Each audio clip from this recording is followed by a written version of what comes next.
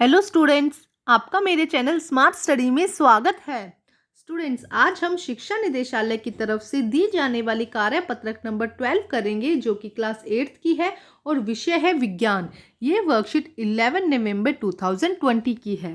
तो आइए शुरू करते हैं आज की वर्कशीट शुरू करने से पहले प्लीज़ मेरे चैनल को सब्सक्राइब कर दीजिए। तो आइए देखते हैं आज की वर्कशीट, धातुओं के रासायनिक गुण।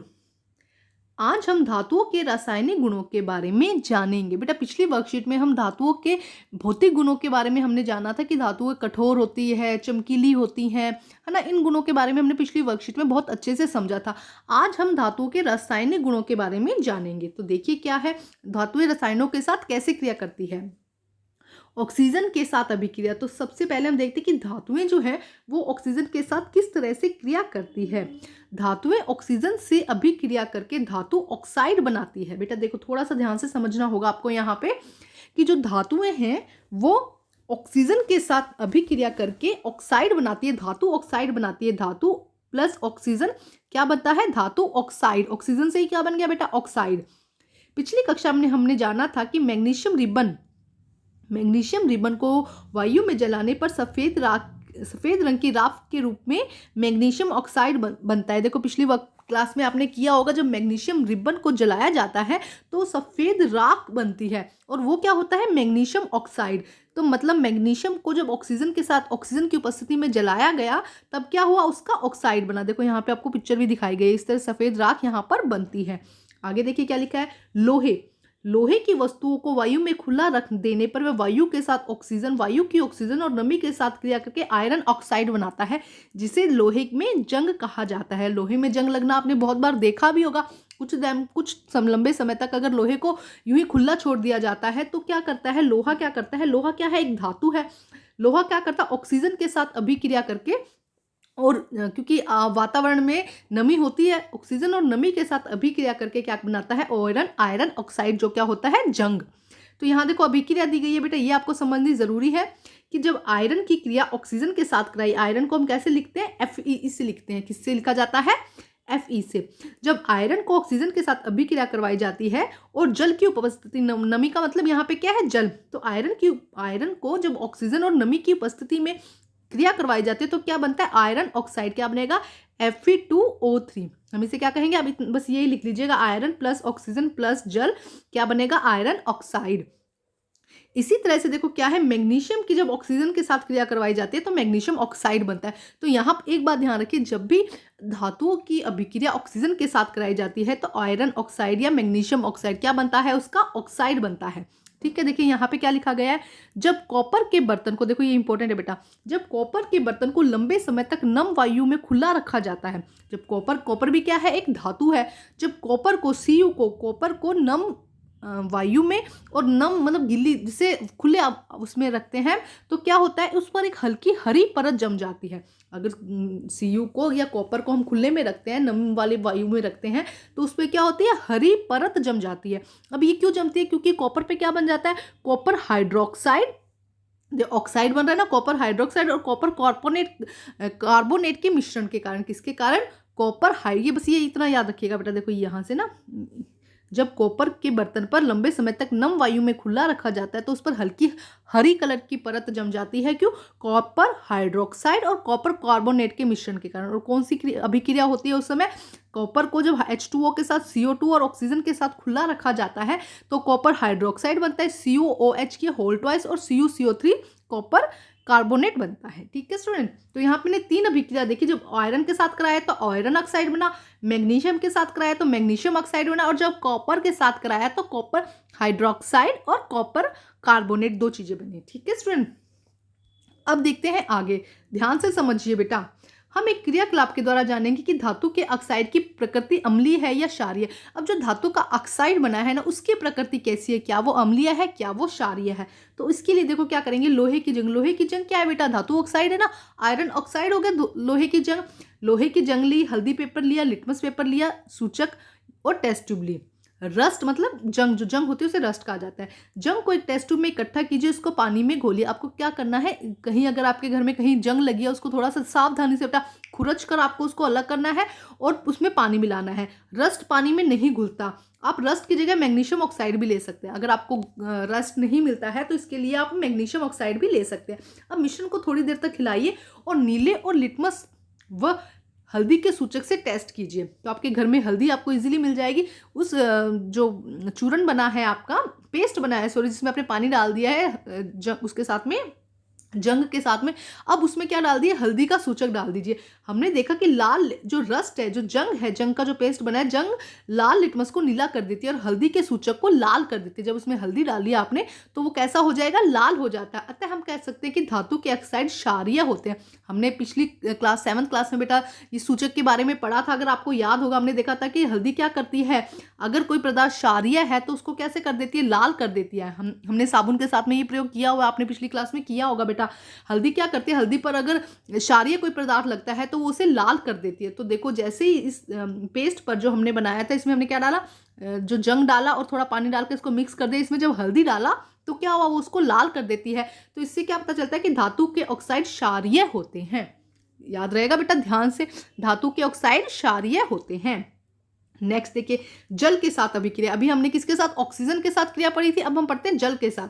धातुएं जल के साथ अभिक्रिया कर धातु ऑक्साइड बनाती है। अब देखो धातुएं जल ऑक्सीजन के साथ अभिक्रिया करके भी क्या बना रही थी, ऑक्साइड बना रही थी, और जल के साथ अभिक्रिया करके भी ऑक्साइड बना रही है। लेकिन इसके साथ हाइड्रोजन गैस उत्सर्जित होती है। मतलब जब जल के साथ अभिक्रिया कराएंगे तो साथ में हाइड्रोजन गैस भी रिलीज होती है। तो धातु और जल की जब आपस में क्रिया कराई जाए तो धातु ऑक्साइड बना और हाइड्रोजन निकलती है। अब यहाँ पे ये देखिए, ध्यान से समझिए, सोडियम धातु बहुत अधिक अभिक्रियाशील होती है। सोडियम जो धातु है वो बहुत तेज क्रियाशील होती है। यह ऑक्सीजन और जल के साथ बहुत तेजी से क्रिया करती है, जिससे बहुत अधिक ऊष्मा उत्पन्न होती है। जब कभी आप बड़े होंगे, आप 11th 12th में प्रैक्टिकल करेंगे तो देखेंगे कि सोडियम को बहुत सावधानी से रखा जाता है। क्यों?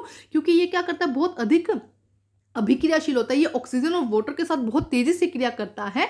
और क्या होता है, इसको इसीलिए सोडियम को मिट्टी के तेल में रखा जाता है। अगर इसको खुला रखेंगे तो देखो एनवायरनमेंट में क्या होगा, पानी होगा और इसको क्या हो जाती है, आग लग जाती है बहुत। जैसे यहाँ पे दिखाया गया सोडियम एंड वाटर, जब सोडियम और वाटर के साथ रिएक्शन किया जाए तो इस तरह से आग लग जाती है। इसीलिए सोडियम को क्या किया जाता है, और बहुत अधिक ऊष्मा निकलेगी। अगर आग निकलेगी तो बहुत अधिक ऊष्मा निकलेगी, इसीलिए सोडियम को मिट्टी के तेल में रखा जाता है। सोडियम को ऐसे रख के उसमें मिट्टी के तेल में उसको रखा जाता है, जिससे कि क्या हो, सीधा एयर के कॉन्टैक्ट में, पानी के कॉन्टैक्ट में ना आए।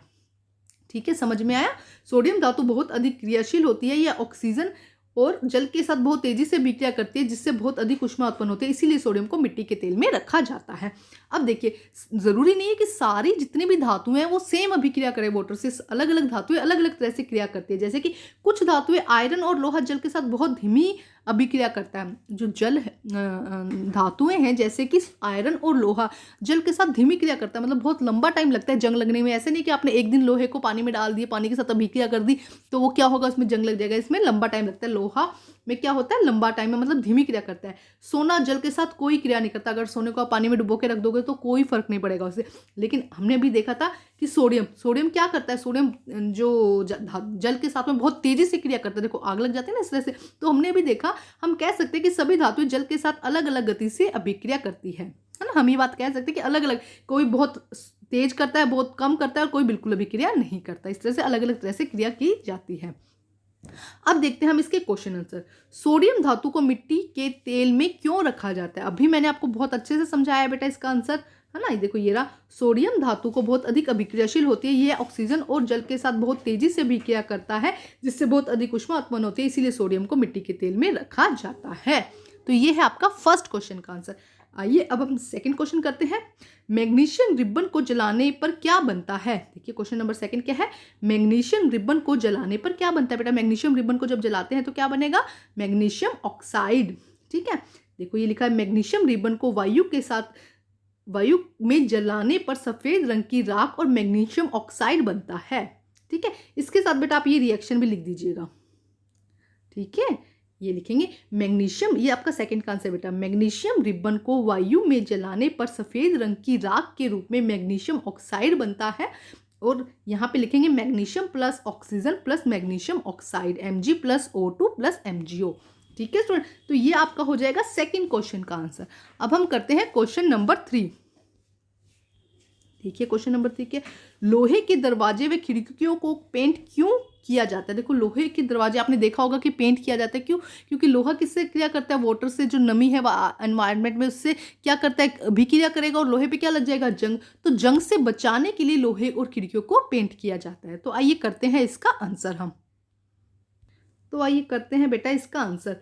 लोहे की वस्तुओं को वायु में खुला रख देने पर वह वायु की ऑक्सीजन व नमी से क्रिया करके आयरन ऑक्साइड बनाता है। बेटा पहले हमें लिखना पड़ेगा क्यों जंग क्यों लगता है, पहले हमें इसके बारे में लिखना पड़ेगा। तो क्या लिखेंगे, लोहे की वस्तुओं को वायु में खुला रख देने पर वह वायु की ऑक्सीजन व नमी से क्रिया करके आयरन ऑक्साइड बनाता है, जिसे लोहे में जंग लगना कहते हैं। लोहे की वस्तुओं को जंग से बचाने के लिए हम पेंट करते हैं। पेंट वस्तु की सतह और वायु की नमी के बीच संपर्क नहीं होने देता। जैसे कि देखो ये है, ये लोहे की कोई चीज़ है, इसमें हमने यहाँ पे पेंट कर दिया, ठीक है। अब क्या करेगा, ये वस्तु लोहे को और इस एनवायरनमेंट की जो नमी है उसको क्या नहीं होने देता, कांटेक्ट में नहीं आने देता, जिससे क्या होता है, जंग नहीं लगता है। तो ये पूरा आपको आंसर लिखना पड़ेगा। लोहे की वस्तुओं को वायु में खुला रख देने पर वह वायु की ऑक्सीजन व नमी से क्रिया करके आयरन ऑक्साइड बनाता है, जिसे लोहे में जंग लगना कहते हैं। लोहे की वस्तुओं को जंग से बचाने के लिए हम पेंट करते हैं। पेंट वस्तु की सतह और वायु की नमी के बीच के संपर्क को नहीं होने देता है। ठीक है स्टूडेंट, तो ये है हमारा आंसर नंबर 3। अब हम करते हैं नेक्स्ट क्वेश्चन बेटा। देखिए प्रश्न नंबर 4, धातु के ऑक्साइड की प्रकृति कैसी होती है। बेटा अभी हमने लिटमस पेपर वाला वो किया था, हल्दी वाला किया था। तो धातु के ऑक्साइड की प्रकृति क्षारीय होती है। क्या आंसर आ जाएगा इसका, क्षारीय। हमने किया था ना, जब उस पर हल्दी डाली जाती है तो वो लाल रंग की हो जाती है। तो धातु के ऑक्साइड की प्रकृति क्षारीय होती है। तो बेटा आज की वर्कशीट कंप्लीट होती है। वर्कशीट कंप्लीट करके अपने टीचर से चेक कराइए और प्लीज़ मेरे चैनल को लाइक कीजिए, सब्सक्राइब कीजिए और शेयर कीजिए। थैंक यू बच्चे।